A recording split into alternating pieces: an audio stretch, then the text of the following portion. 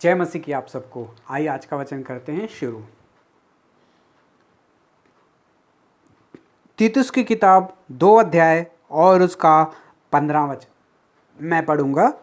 तू पूरे अधिकार के साथ ये बातें कह और समझा और सिखाते रहे, कोई तुझे तुच्छ जानने ना पाए।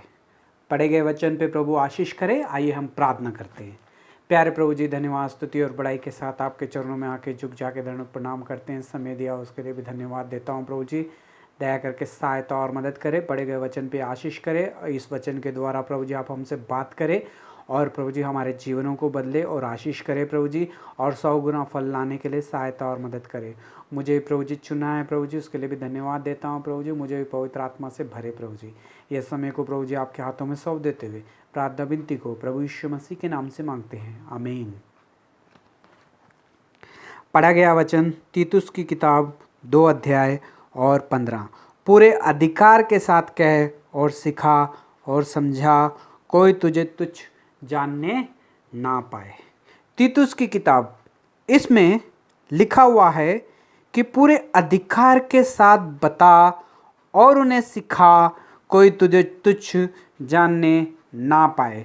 मतलब यहाँ पे वचन में बताया जा रहा है कि जब हम खड़े होते हैं और परमेश्वर का वचन बोलते हैं तो पूरे अधिकार के साथ, जिस अधिकार के साथ हमें परमेश्वर ने चुना है, उस अधिकार के साथ हमें सच्चाई के साथ वचन को बताना है। तो तीतुस को ये बात पौलुस क्यों लिख रहा है कि पूरे अधिकार के साथ? क्योंकि वहां पे क्रेते की मंडली कुछ ऐसी थी। ये लोग ऐसे थे कि वो कहते थे मुंह से कि हम परमेश्वर को जानते हैं और परमेश्वर को जानते हैं, उसका वचन भी जानते हैं, लेकिन उनके कामों से जो थे इनकार करते थे।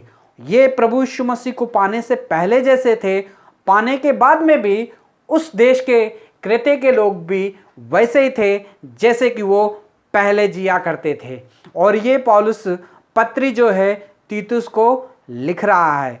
पौलुस ने ये पत्री को कब लिखा? जब पहली बार वो जेल से रिहा हुआ था और उसके साथ वो क्रेते में आके कई साल तक तीतुस के साथ उसने सेवा की, और उसके बाद पौलुस वहां से चले गया, मगर क्रेते में तीतुस रह गया। जाने के बाद में पौलुस उसे मंडली को सुधारने के लिए एक काम देता है और उसे कहता है कि मंडली को सुधार, उसके जो बिगड़े हुए हालात है उससे सुधार। क्योंकि मंडली में लोग जो थे आलसी, पियक्कड़ और खाने पीने वाले और वैसे इधर की बातें उधर करने वाले लोग जो थे मंडली में घुस आए थे, और इनका जो प्रभाव था मंडली के ऊपर पड़ रहा था और मंडली जो थी खराब हो रही थी। ऐसे हालात में पौलुस जो है तीतुस को इस पत्री को लिखता है और पत्री को दे के उसे बताता है और उसे एक अधिकार देता है कि है मेरे बेटे तीतुस, मैं तुझ पर विश्वास करता हूं कि तू इस मंडली को पूरी रीति से सुधारेगा, और जो मंडली के चलाने वाले चरवाहे हैं उन्हें भी तू चुनेगा, और सही जो चरवाहे हैं, जो सच्चे विश्वासी हैं, जो बिना स्वार्थ के परमेश्वर की सेवा करते हैं, ऐसे लोगों को वो चुनेगा। अध्याय 1 में हम लोगों ने देखा कि किस तरह के गुण जो है उन लोगों के अंदर होने चाहिए जो कि परमेश्वर के काम करने वाले हैं। और अध्याय 2 में हम आके देखते हैं कि विश्वासी जो होते हैं, जो परमेश्वर के घर में आते हैं, जो परमेश्वर के उद्धार पाए हुए लोग हैं, जो परमेश्वर के चुने हुए लोग हैं, उन लोगों का बिहेव कैसा होना चाहिए और उन लोगों की बातें और चाल ढंग किस तरह का होना चाहिए, और वो किस तरह से परमेश्वर की महिमा कर सकते हैं। यहाँ पे पौलुस पूरे अधिकार के साथ तीतुस को कहता है कि पूरे अधिकार के साथ ये बातें बता और समझा कर सिखा उन कलीसिया को और जो मसीह भाई बहन हैं। और आज परमेश्वर हमसे इस वचन के द्वारा बात करने वाला है और हमें परमेश्वर जो है आशीष देने वाला है। हम जब हमेशा जब वचन को पढ़ते हैं, कभी कभी समझ में नहीं आता है, लेकिन कभी कभी लोग जब हमें बताते हैं और उसका हमें सही समझ में आ जाता है। लेकिन परमेश्वर जो है अपने लोगों को चुनता है ताकि वो वचन को समझा सके हमको और हमें बता सके। कई बार हम लोगों ने तीतुस की पत्री को पढ़ा होगा, 1 अध्याय को, 2 अध्याय को और 3 अध्याय को। मैंने भी इसे कई बार पढ़ा है, लेकिन जब मैंने परमेश्वर से पूछा कि इसके बारे में मुझे बताओ, तो परमेश्वर ने मुझे कई ऐसी चीज़ें हैं जो बताई और समझाई। और तीतुस की 2 अध्याय में लिखा है कि तीतुस की किताब जो 2 अध्याय है, इसमें मंडली के लोगों के बारे में लिखा है, बूढ़े पुरुषों के बारे में, बूढ़े स्त्रियों के बारे में, स्त्रियों के बारे में, पुरुषों के बारे में और बच्चों के बारे में। इन लोगों का चाल चलन कैसा होना चाहिए और ये कैसे होने चाहिए और ये कैसे बात करने वाले होने चाहिए। और ये भी लिखा है कि दास और दासियों के बारे में, वो लोगों को किस तरह से रहना चाहिए जैसे कि परमेश्वर की महिमा हो सके। यहाँ पे पहला, बूढ़े पुरुष समित और गंभीर और सहमी हो और उनके विश्वास, प्रेम और धीरज में पक्के हों। पहली बात, बूढ़ों पुरुषों को लिखा गया है, बूढ़े पुरुषों के बारे में लिखा गया है कि इन्हें क्या होना चाहिए, सचित होना चाहिए, गंभीर होना चाहिए और धीरजवान होना चाहिए और प्रेमी रहना चाहिए और बातों में हर एक चीज़ को समझना चाहिए। मतलब ये बातें क्यों लिखी गई हैं इस बूढ़े पुरुषों के बारे में? हम लोगों को कभी कभी ये पता होता है कि बड़े लोग जो है उनका आदर करना चाहिए, उनकी बातों को मानना चाहिए, वो जो हमारे लिए कहेंगे वो सही होगा और हमारे लिए सही सोचते हैं। लेकिन वचन फिर भी उन बुजुर्गों के बारे में लिख रहा है कि उन्हें प्यार से और धीरज से रहना चाहिए। कभी कभी ये बड़े लोग जो होते हैं, ये लोग किस तरह के स्वभाव के होते हैं, वहाँ की मंडली में, मतलब वहाँ पे लोग जो रह रहे थे वो किस तरह से थे, और आज जो हम लोग रह रहे हैं, हम लोग किस तरह से रहना चाहिए। पहली बात, धीरज के साथ रहना चाहिए, गंभीरता के साथ हर एक चीज़ को सोचना नहीं रहना चाहिए और जल्दबाजी नहीं करनी चाहिए। कभी कभी हम जो बूढ़े जो हो जाते हैं, जो बड़े लोग हो जाते हैं, वो लोग अपने आप को इस तरह से दिखाते हैं ताकि हम लोग अधिकार करें और अधिकार से उस चीज़ को चलाएं। लेकिन ये सही बात है, परमेश्वर ने उन्हें अधिकार दिया है और सही चलाने के लिए उन्हें दिया है अधिकार। लेकिन अगर परमेश्वर के लोग होके वो अधिकार को अगर गलत तरीके से चलाएंगे, तो परमेश्वर उस वचन के द्वारा हमसे बात कर रहा है और उन लोगों से भी बता रहा है कि उन लोगों को किस तरह से रहना चाहिए, प्यार करना चाहिए, धीरज के साथ रहना चाहिए, हर एक के साथ सिखाने वाला हो सके, ताकि लोग जब हमको, जो छोटे हैं हम लोग, जब बड़ों को देखें तो बड़ों को देख के सीख सकें कि हमें किस तरह से रहना चाहिए। अगर बड़े लोग ही गुस्सा करेंगे, गालियां देंगे, अधिकार चलाएंगे, अगर वो उनके अंदर सेल्फ कंट्रोल ही नहीं रहेगा, तो हम लोग बड़ों से किस तरह से सीखेंगे। और आज परमेश्वर इन बड़े लोगों से पूछ रहा है कि आप लोग बड़े हो चुके हो उम्र में, अब तुम्हारे सामने नाती पोते हैं, और आज तुम लोग उन्हें क्या सिखा रहे हो? आप लोग उन्हें क्या सिखा रहे हो? क्या आप गुस्सा सिखा रहे हो? क्या किसी को मारने वाला सिखा रहे हो, या परमेश्वर का प्यार दिखा रहे हो? आज परमेश्वर उन सब बड़े लोगों से पूछ रहा है कि किस तरह से हम सिखा रहे हैं।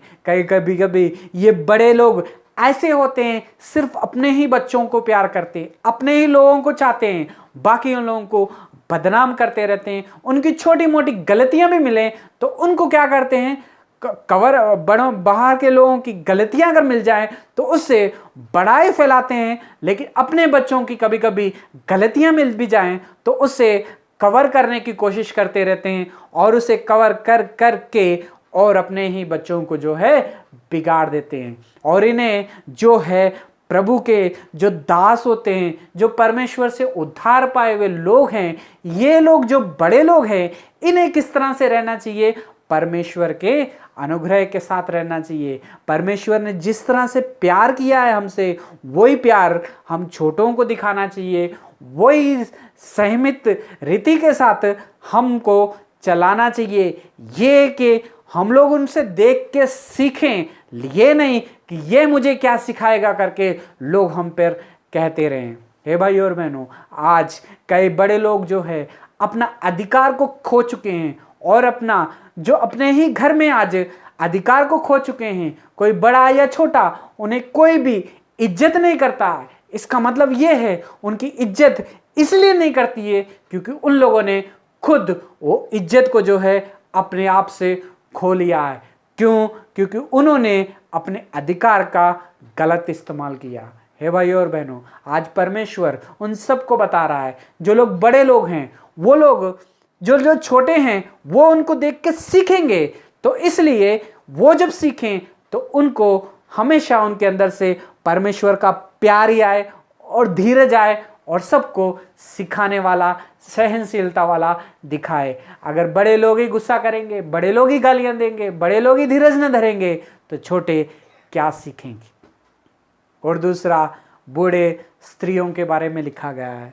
बूढ़े स्त्रियों के बारे में, इसी प्रकार से बूढ़े स्त्रियों का चाल चलन पवित्र सा हो और दोष लगाने वाली ना और पियक्कड़ ना हो और अच्छी बातें सिखाने वाली होएं। हे भाई और बहनों, आज उन बूढ़े स्त्रियों के बारे में, उस मंडली में जो परमेश्वर के लोग हैं, जो परमेश्वर का काम कर रहे हैं, उन्हें कितनी सहनशीलता के साथ रहना चाहिए और कैसे बात करना चाहिए। पहली बात, उससे चुगलीखोर नहीं होना चाहिए। चुगली मतलब किस तरह की चुगली? अगर कोई बड़े लोग हों तो काफ़ी बार बोलते हैं, अरे ये मेरी बात ही नहीं सुनता है। अगर कोई किसी की बात ही ना सुने तो उसके बाद में दूसरों को जाके इसी के बारे में गलत शब्द कह के उसके खिलाफ भटका देते हैं। क्यों भटका देते हैं? क्योंकि इस स्त्री ने इस स्त्री की बात नहीं सुनी। काफ़ी स्त्रियों के बीच में ये जो है ईगो जैसी चीज़ें होती हैं कि लोग मेरी बात माने और मैं जो कहूँ वही करें, और इस तरह से वो मेरी बातें सुने और मैं जो कहूँ वही करे। हे भाई और बहनों, आज परमेश्वर का वचन हमसे ये सिखा रहा है और हमसे इस बात कर रहा है, हमसे इस वचन के द्वारा 2 अध्याय के साथ, कि स्त्रियों को जो है अपने चाल चलन को पवित्रता के साथ जीना चाहिए। उन्हें, उन स्त्रियों को भी जो है, जो परमेश्वर में नवी आई हैं, जो परमेश्वर में आज ही उद्धार पाके वो हमारे बीच में बन चुके हैं, जुड़ चुके हैं, तो उनके साथ जो है बिहेव कैसा होना चाहिए। पहली बात तो स्त्रियों का गुस्सा जो है उनके कंट्रोल में नहीं होता है, और ना ही उनकी जुबान, जो उनका मुंह है, क्या बातें करनी है, ये चीज़ें भी उनके अंदर कंट्रोल नहीं होता है, और जो बोलना है वही मुंह से बोल देते हैं और सब चीज़ों को बिगाड़ देते हैं। यहाँ तक कि पुरुष जो घर में होते हैं, जो सही काम कर रहे होते हैं, उनको भी बिगाड़ने में और उनका काम खराब करने में भी स्त्रियों का हाथी होता है। हे भाई और बहनों, आज परमेश्वर इस वचन के द्वारा हमसे बात कर रहा है। हम जो बड़े स्त्रियां हैं, जो सिखाने वाली हैं, जो परमेश्वर के वचनों को जानती हैं, उन लोगों को, और जो घर में होते हैं, उनके साथ बिहेव उनका कैसा होना चाहिए। पहले तो उसे पवित्रता के साथ जीना चाहिए और पवित्रता के साथ रहना चाहिए, और जो उससे सीखे वो भी यही सीखे कि प्यार करना सीखे। इधर की बातें इधर से लेके इधर, इसको फ़ोन करेंगे, इसकी बात सुनेंगे, फिर इसने जो कहा किसी और को जाके फ़ोन करके वही बातें सुनाएंगे, फिर वो स्त्री जाके किसी और से सुनेगी, फिर और किसी और को बताएगी।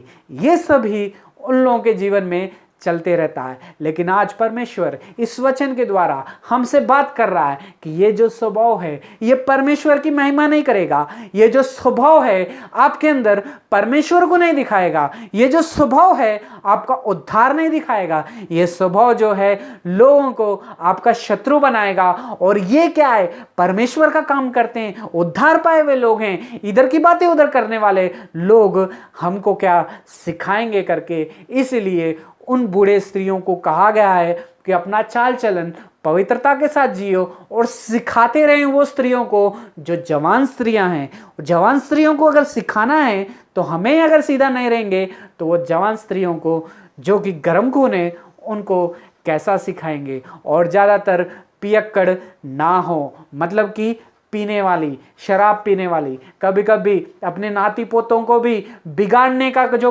काम ज़्यादा है तो करते हैं ये नानी और दादा लोग ही करते हैं, जो कि अपने बच्चों को इतना प्यार कर करके उन्हें इतना आलसी बना देते हैं कि वो और कुछ काम नहीं कर पाते हैं। जो कुछ भी हो हमारे दादा दादी नाना नानी देख लेंगे करके वो लोग भी आगे से बिगड़ जाते हैं और ऐसे बन जाते हैं कि जब उन्हें कोई काम कहे तो वो सुनते ही नहीं हैं। और उन्हें ऐसा सिखाते हैं कि अपने ही घर का काम करना, किसी और की बात ना मानना, बस वो ये करके उल्टे सीधे बातें।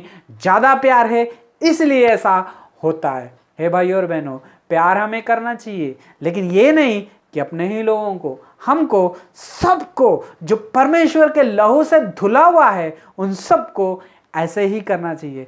है बूढ़े स्त्रियों और बूढ़े पुरुषों, आज परमेश्वर इस वचन के द्वारा हमसे बात कर रहा है। अगर कोई हमारी इज्जत नहीं कर पा रहा है इस टाइम पे, तो इसका मतलब ये है कि गलती जो है हमारे ही अंदर है। हमें परमेश्वर के आज्ञा को नहीं मान के अपने मनमानी शुरू की, अपना प्यार सिर्फ अपने लोगों को दिखाया और काफ़ी लोगों के घरों को तोड़ डाला और यहाँ की बातें वहाँ की बातें रह के यहाँ कर दी। और मैंने जो लोग पीते भी नहीं थे, कभी कभी प्यार से हमने थोड़ा थोड़ा खुद तो पीते थे और दूसरों को भी पिला देते हैं। हे भाई और बहनों, ऐसे लोगों को पियक्कड़ नहीं होना चाहिए। परमेश्वर की जो अगर महिमा करनी है तो ये सारी चीज़ों को छोड़ के परमेश्वर का आदर करना चाहिए और परमेश्वर की महिमा करनी चाहिए। हे भाई और बहनों, जो बड़े लोग हैं उनको सावधानी से चलना पड़ेगा, अपने नाती पोतों के लिए, अपने बच्चों के लिए जो परमेश्वर में हैं। अगर वो आप लोगों के सामने आपको पीते हुए देखेंगे या आपको गालियाँ देते हुए सुनेंगे या आपको गुस्से में देखेंगे या आपको लोगों के बारे में चुगली करते हुए देखेंगे, तो लोग आपसे क्या सीखेंगे? अपने ही लोग और मंडली के लोग, और किस तरह से परमेश्वर की महिमा होगी। हे भाई और बहनों, आज वचन के द्वारा परमेश्वर हमसे, इस वचन के द्वारा हमसे बात कर रहा है। और उन स्त्रियों से भी कहा गया है कि स्त्रियां जो हैं अपने बच्चों से प्यार करें और अपने पति से प्यार करें और अपने घर बार को संभाले, और इससे जो क्या होगा, अपने पति के अधीन रहेगी तो इससे परमेश्वर के वचन की निंदा नहीं होगी। हे भाई और बहनों, वचन 5 और उसके नीचे में लिखा हुआ है कि ताकि परमेश्वर के वचन की निंदा ना हो। हे भाई और बहनों, जो स्त्रियां हैं पवित्रता के साथ अपने घर को संभाले और अपने पति के अधीन रहे ताकि परमेश्वर के वचन की निंदा ना हो। कभी कभी हस्बैंड और वाइफ में कई लड़ाई झगड़े हो जाते हैं। जब होने के बाद में क्या होता है, काफ़ी लोगों को पता चलता है। काफ़ी लोगों को जब पता चलता है तो काफ़ी लोग घर में आके उनको सुधारने की कोशिश करते हैं। कभी कभी जब पुरुष की साइड होते हैं वो तो पुरुष की साइड ही बात करेंगे, जो स्त्री के तरफ से आते हैं वो तो स्त्री का ही साथ देंगे, जो जिसकी तरफ से आया है वो उसी का साथ देगा। स्त्री की तरफ से जो आया है वो स्त्री का साथ देगा, जो पुरुष की तरफ से आया है वो पुरुष का साथ ही देगा।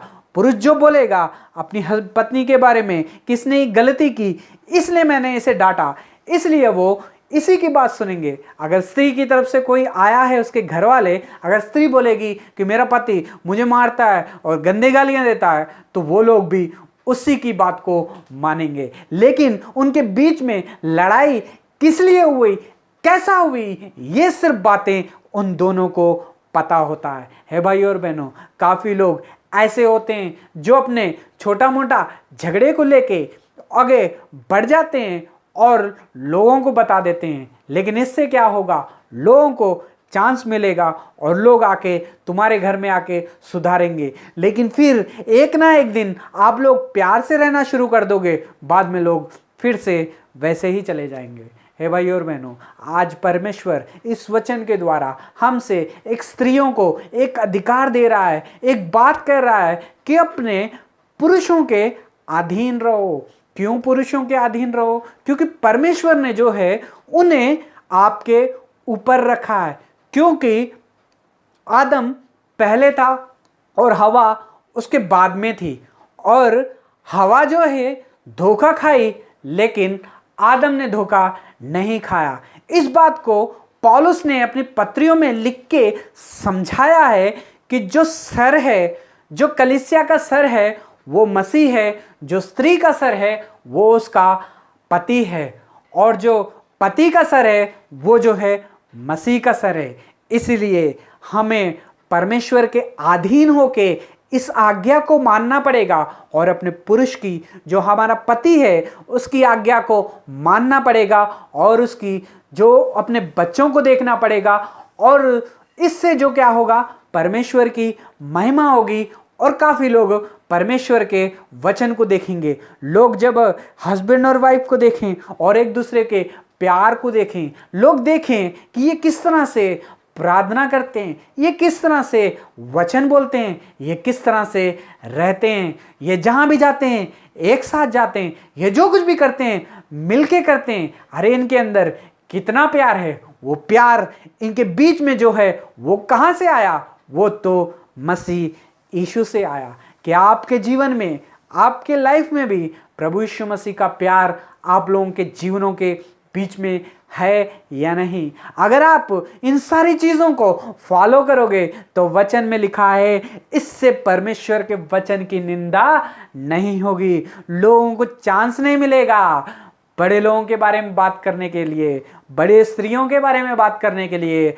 हस्बैंड और वाइफ के बारे में बात करने के लिए। लोग कब इस चीज़ों को बीच में आते हैं और बातें करते हैं, इससे क्या होगा कि परमेश्वर की निंदा होगी। और परमेश्वर को जानते हैं फिर भी ये लोग ऐसा करते हैं करके लोग बात करेंगे और परमेश्वर की निंदा हो गई और शैतान को जो है अवकाश मिलेगा और उसे फिर से एक चांस मिलेगा। हे भाइयों और बहनों, आज वचन के द्वारा परमेश्वर हमसे बात कर रहा है, बूढ़े स्त्रियों से, बूढ़े पुरुषों से और स्त्री और पुरुषों से भी, कि हमेशा अपने आप को सीधी तरह से और एक दूसरे के अधीन होके एक दूसरे से प्यार करते हुए आगे बढ़ते जाओ और अपने घर परिवार को संभालते रहो, ताकि मंडली में जो लोग आएँ वो लोग भी देखें आपस का प्यार। जो मंडली में आएँ, जो बाहर के हमारे घर के आस पड़ोस के लोग हैं वो भी देखेंगे, मसीह को देखेंगे और काफ़ी लोग जो है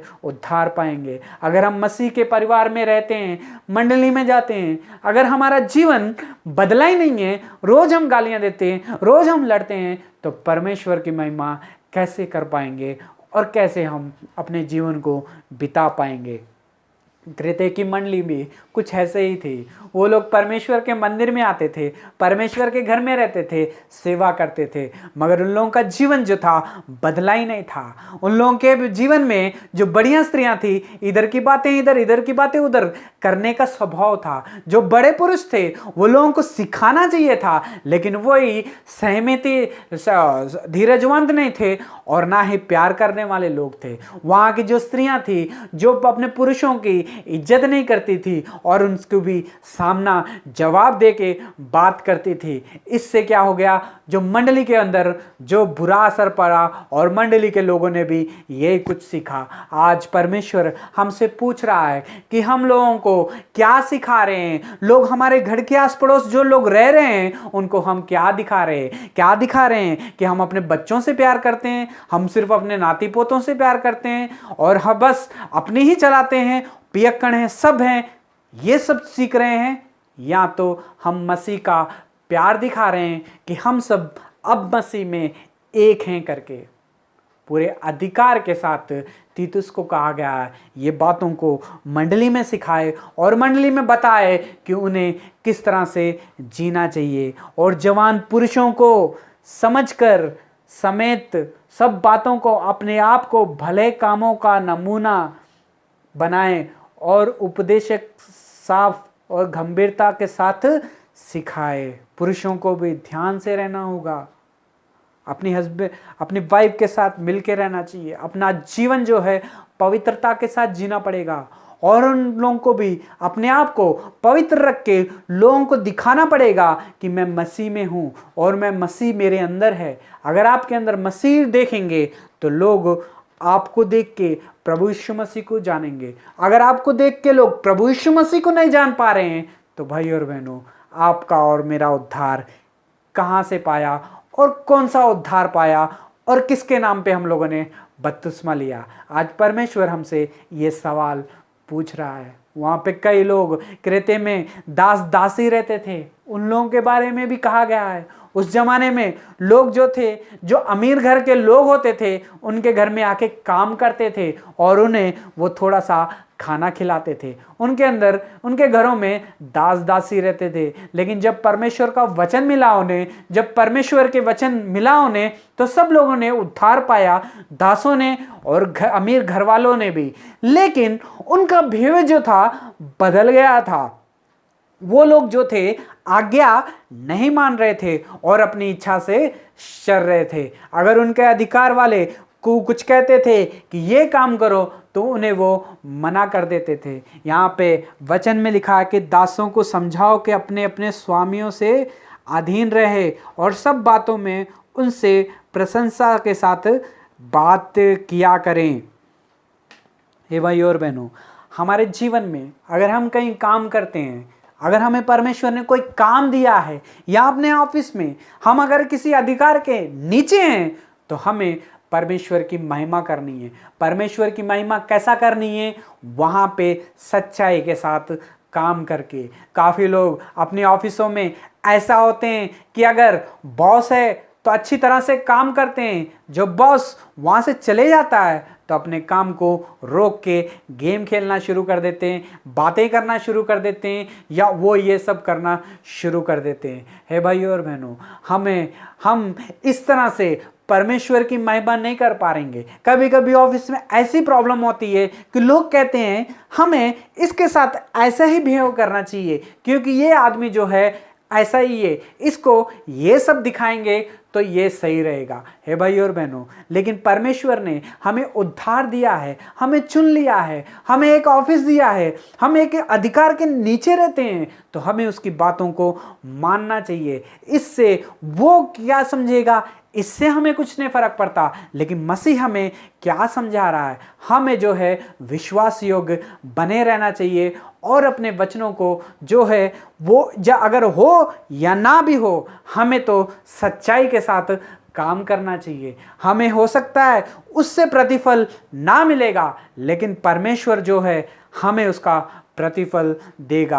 अगर आप विश्वास करते हैं इस चीज़ के ऊपर, अगर आप मानते हैं कि मैंने अपने बॉस के साथ बहुत सारा अच्छा काम किया, वो जब नहीं था फिर भी मैं विश्वास योग्य बना रहा, लेकिन उसने थोड़े लोगों की बातों को मान के, लेकिन थोड़े लोगों की बातों में आके मुझे गुस्सा किया और मुझे नौकरी से बाहर निकाल दिया, और फिर से मुझे जब मैंने उससे माफ़ी मांगी उसने मुझे नौकरी पे रखा, लेकिन बॉस सता रहा है। लेकिन है भाई और बहनों, अगर वो आपको सता रहा है, अगर आपके साथ यह सब हो रहा है, तो हमें अपने आप को धीरज धरना चाहिए और प्रार्थना करनी चाहिए, क्योंकि वचन हमें कहता है कि परमेश्वर की महिमा किस तरह से होगी। हम अपना धीरज धरते रहेंगे तो ही परमेश्वर की महिमा होगी। तो वो हो सकता है आपको उसका प्रतिफल ना दे पाए, लेकिन मसीह में हमें इससे भी प्रतिफल मिलेगा। सही समय जब आएगा वो आपको उसी जगह पे ऊंचा करेगा और उन सबको बताएगा कि आप क्या हैं और किस तरह के हैं। हमें मसीह के साथ बने रहना है। वचन में जिसने जैसा कि अपने आप को हमारे लिए दे दिया, हर प्रकार के अधिकार छुड़ाने के लिए और शुद्ध कर कर अपने लिए एक ऐसी जाति बना ली कि भले भले कामों में सरगम रहें। परमेश्वर ने हमें जगत में हम लोगों को चुना, प्यार किया और हम सबको वो रोशनी में लेके आए और हम सबको उसने मसीह का प्यार को दिखाया। ये इसलिए ताकि हम भी जगत में जाएं और लोगों के लिए उद्धार का कारण बने। हमारे भले भले कामों के लिए, हमारी अच्छी अच्छी बातों से लोग हमसे देखें कि ये लोग, इनके मुंह से अच्छी बातें निकलती हैं, हमेशा प्यार से रहते हैं, हमेशा अच्छे गुण हैं इनके अंदर, ये कहाँ से आए? तब हम बता सके उन्हें कि ये जो है प्रभु यीशु मसीह से आया है। भाइयों और बहनों, तीतुस को पौलुस कह रहा है पूरे अधिकार के साथ उन्हें सिखा, पूरे अधिकार के साथ। आज इस वचन को परमेश्वर मुझे दिया कि पूरे अधिकार के साथ ये सबको बताओ। अगर कोई इस वचन को सुन के ग्रहण करके अपने जीवन को बदलता है तो परमेश्वर उसके साथ होगा और परमेश्वर उसी से उसकी महिमा भी कराएगा। लेकिन शर्त यह है कि हम लोगों को धीरज धर के रहना है और प्यार से रहना है। मंडली में जब रहते हैं, जब आस पड़ोस के लोगों के साथ हम रहते हैं, तो हमें परमेश्वर की महिमा को करना है और परमेश्वर की महिमा करके परमेश्वर का आदर करना है। परमेश्वर इस वचन के साथ हम सबसे बात करे, परमेश्वर इस वचन के साथ हमें आशीष करे। परमेश्वर हमारे इस वचन के द्वारा हमें किस तरह से जीना है वो सिखाए। परमेश्वर इस वचन के द्वारा हमें सब लोगों के सामने परमेश्वर की महिमा करने वाला बनाए। God bless you brother and sisters.